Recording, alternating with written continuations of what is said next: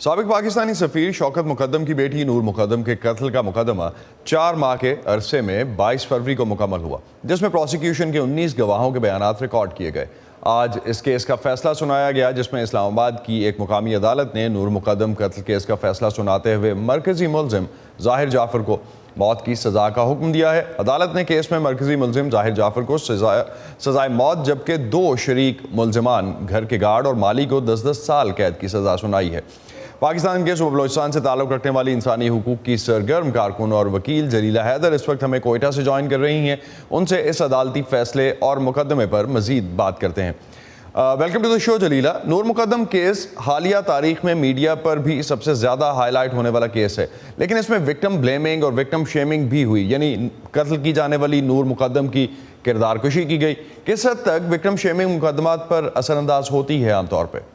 जी, basically जो नूर मुक़द्दम का case है, ये पाकिस्तान की हिस्ट्री में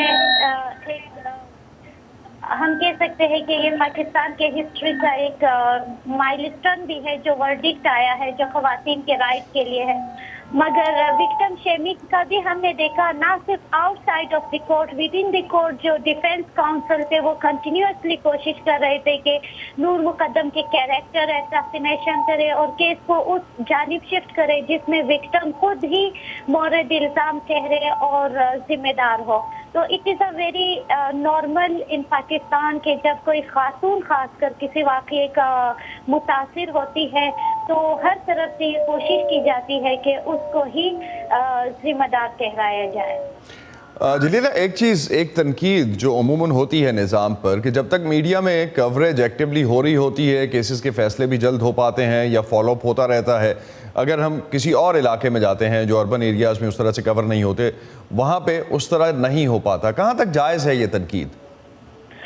बिल्कुल, ये तनकीद वैलिड है। पाकिस्तान में इशू पे जब हम देखते हैं तो रूल ऑफ लॉ की कमी, रिट ऑफ स्टेट की जो इनविजिबिलिटी है वो इतना है कि लोग अपने हर केस को सोशल मीडिया पर हाईलाइट करते हैं और उसमें जो खास कोई केस ट्रेंड बनता है तो वो तो तवज्जो बन जाती है, मगर जो हज़ारों और लाखों केसेस है जो पेंडिंग पड़ी होती है, जिनको इंसाफ नहीं मिलता, उनकी तरफ तवज्जो नहीं जाती। तो ये एक वैलिड तनकीद भी है, मगर ये भी है कि अगर ऐसे केसेस जब पिकअप होते हैं और ये आगे प्रोसीड होता है, फॉलोअप होता है इसमें, तो ये प्रेसिडेंट तो अच्छा से शो कर देता है। जो जितने सारे केसेस पीछे हैं उनके लिए भी एक अच्छा प्रेसिडेंट साबित हो सकता है। जलीला, क्विकली एक चीज़ लास्ट 30 सेकेंड्स मुझे ये बताइएगा कि इस केस में आगे किस तरह से ये चलेगा?